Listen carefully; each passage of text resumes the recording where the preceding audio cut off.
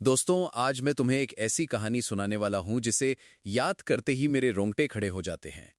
मुझे नहीं पता कि तुम लोग यकीन करोगे या नहीं, लेकिन वो रात, वो मंजर, वो सब कुछ इतना असली था कि आज भी सोचता हूं तो डर लगता है। अरे रयान, क्या बात कर रहा है?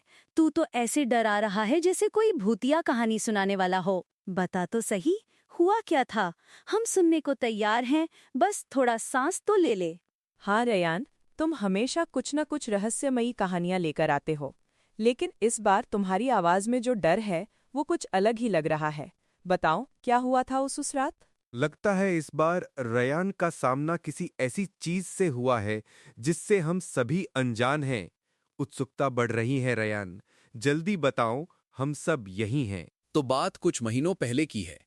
मैं अपने पुराने घर में अकेला था, जो शहर से थोड़ा दूर है। रात करीब 3 बजे होंगे, मुझे अचानक प्यास लगी। मैं उठा और पानी पीने के लिए किचन की तरफ चला गया। सब कुछ सामान्य था, लेकिन जैसे ही मैं वापस अपने कमरे की तरफ मुड़ा, डाइनिंग रूम के कोने में, जहां थोड़ी सी चांदनी खिड़की से आ रही थी, वहां मैंने कुछ देखा। कुछ देखा? मतलब क्या देखा? कोई परछाई, कोई जानवर या कोई इंसान? नहीं एली, वो इन सबसे बहुत अलग था। वो एक काली, अस्पष्ट आकृति थी। इतनी गहरी काली कि ऐसा लग रहा था जैसे रोशनी को ही सोख लिया हो।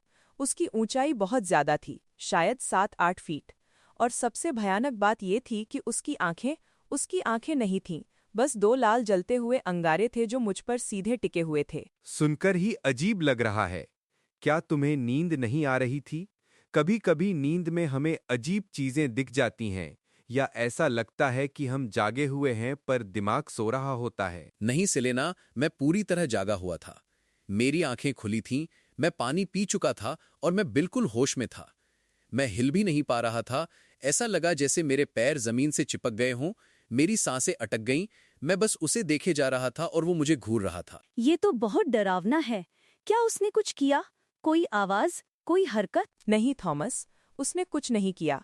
वो बस वहीं खड़ा था, पूरी तरह स्थिर। पर उस चुप्पी में एक ऐसा भयानक शोर था जो मेरे दिमाग को फाड़ रहा था। वो चुप्पी ही उसकी आवाज थी। ऐसा लगा जैसे वो मेरे अंदर के सारे डर को सोख रहा हो या मुझे निगलने की तैयारी कर रहा हो। मैं सच में कल्पना भी नहीं कर पा रहा हूं। वो एहसास कैसा था? क्या तुम्हें लगा कि तुम मरने वाले हो? हाँ एली, उस पल मुझे लगा कि मेरी जिंदगी बस वहीं खत्म होने वाली है। वो कोई आम डर नहीं था। वो ऐसा डर था जिसने मेरी आत्मा तक को हिला दिया। मुझे लगा कि मैं एक ऐसे शैतानी वजूद के सामने खड़ा हूं जो इंसानी समझ से परे है। क्या तुम उस पर चिल्लाए या भागने की कोशिश की? मैं चाहकर भी कुछ नहीं कर पा रहा था सेलेना। मेरा शरीर अकड़ गया था। मेरी आवाज मेरे गले में ही फंस गई थी। ऐसा लगा जैसे मेरे शरीर पर किसी ने कब्जा कर लिया हो। मैं बस उस लाल आंखों को देखता रहा, पता नहीं कितनी देर तक, शायद कुछ सेकंड या शायद मिनटों तक। मुझे समय का कोई अंदाजा नहीं था। और फिर क्या हुआ? वो वहां से चला गया? अचानक उतनी ही तेजी से जितनी तेजी से वो वहां आया था, वो धुंधलाने लगा। धीरे धीरे किनारों से वो कालापन हवा में घुलने लगा, जैसे कोई स्याही पानी में फैल जाए और गायब हो जाए। और फिर वो चला गया। सिर्फ चांदनी थी और मेरे कमरे की तरफ जाती हुई अंधेरी डाइनिंग रूम। वाह! मतलब ये क्या था? कोई बुरा सपना या सच में कुछ था? यही सवाल मैं तब से खुद से पूछ रहा हूँ एली। मैं पसीने से तरबतर था। मेरा दिल इतनी जोर से धड़क रहा था कि लगा अभी बाहर आ जाएगा। मैं लड़खड़ाते हुए अपने कमरे में गया और दरवाजा अंदर से बंद कर लिया। पूरी रात मुझे नींद नहीं आई। मैं बस उस कोने को घूरता रहा। ये तो बहुत ही भयानक अनुभव है रयान। पर क्या तुमने इसे किसी और नजरिए से देखने की कोशिश की, जैसे स्लीप पैरालिसिस? उसमें भी ऐसा होता है कि हम जागे हुए होते हैं पर हिल नहीं पाते और हमें अजीबोगरीब आकृतियां दिखती हैं। अक्सर उन्हें डरावना रूप भी दे देते हैं हमारा दिमाग। मैंने सोचा सेलेना, बहुत सोचा। लेकिन स्लीप पैरालिसिस में तुम बिस्तर पर होते हो। मैं खड़ा था, चल रहा था, मैंने पानी पिया था। मुझे लगता है कि ये कुछ और था, कुछ ऐसा जिसे मेरा दिमाग समझा नहीं पा रहा। यार, मैं मानता हूँ कि दिमाग बहुत शक्तिशाली होता है और कभी-कभी हमें ऐसी चीजें दिखाता है जो असल में नहीं होती। पर रयान, तुम्हारे अनुभव में जो गंभीरता और विस्तार है, वो किसी सामान्य वहम से ज्यादा लगता है। वो लाल आंखें और वो बेनतहा कालापन, वो किसी बुरे सपने जैसा नहीं लगता, वो एक जागृत अनुभव की तरह लगता है। मुझे याद है, मेरे दादाजी भी ऐसी कहानियां सुनाते थे। वो कहते थे कि कुछ ऐसी शक्तियां होती हैं जो अंधेरे में छिपकर रहती हैं और कभी-कभी इंसानों के सामने आ जाती हैं, खासकर जब कोई अकेला हो या रात का तीसरा पहर हो। उनका कहना था कि ये शैतानी शक्तियां होती हैं। बिल्कुल एली, मुझे भी यही लगा। ऐसा लगा जैसे मैंने किसी दूसरी दुनिया का दरवाजा खोल दिया हो और कुछ देर के लिए वो मेरे सामने आ गया। मैंने उस घर में कभी ऐसा कुछ महसूस नहीं किया था और उसके बाद मैं उस घर में दोबारा अकेला नहीं रहा। तो तुमने घर छोड़ दिया? हाँ, एक तरह से। मैं अब ज्यादातर दोस्तों या रिश्तेदारों के साथ रहता हूँ। उस घर में रहने की हिम्मत ही नहीं हुई। हर रात वो डाइनिंग रूम का कोना मुझे बुलाता हुआ लगता है। वो लाल आंखें, वो कालापन, वो मेरे दिमाग में छप गया है। ये समझना मुश्किल है कि ऐसे अनुभवों से कैसे निपटा जाए।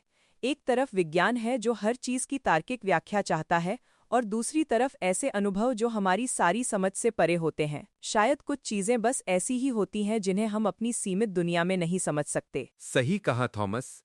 कभी कभी हमें बस मानना पड़ता है कि इस दुनिया में ऐसी चीजें भी हैं जिनके बारे में हमें कोई जानकारी नहीं है। और रयान, तुमने जो अनुभव किया वो वाकई भयानक है। मैं तो सुनकर ही कांप गया हूं। मुझे लगता है कि ऐसे अनुभवों के बाद अपने मानसिक स्वास्थ्य का ध्यान रखना बहुत जरूरी है।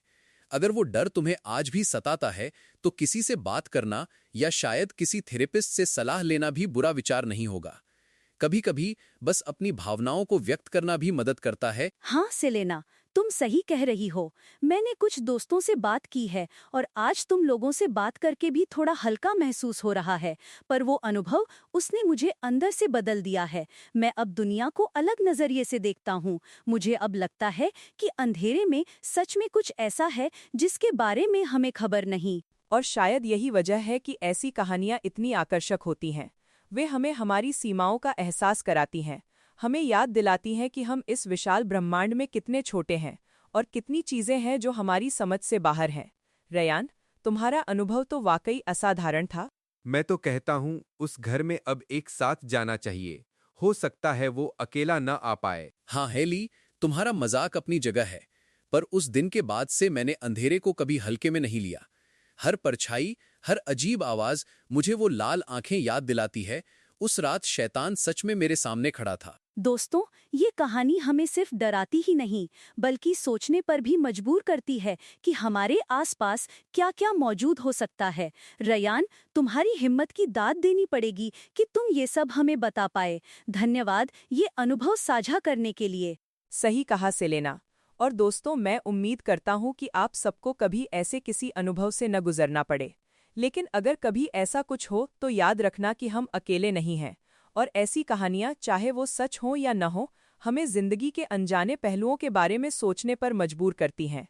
शुक्रिया रयान, इस अद्भुत और डरावनी कहानी के लिए।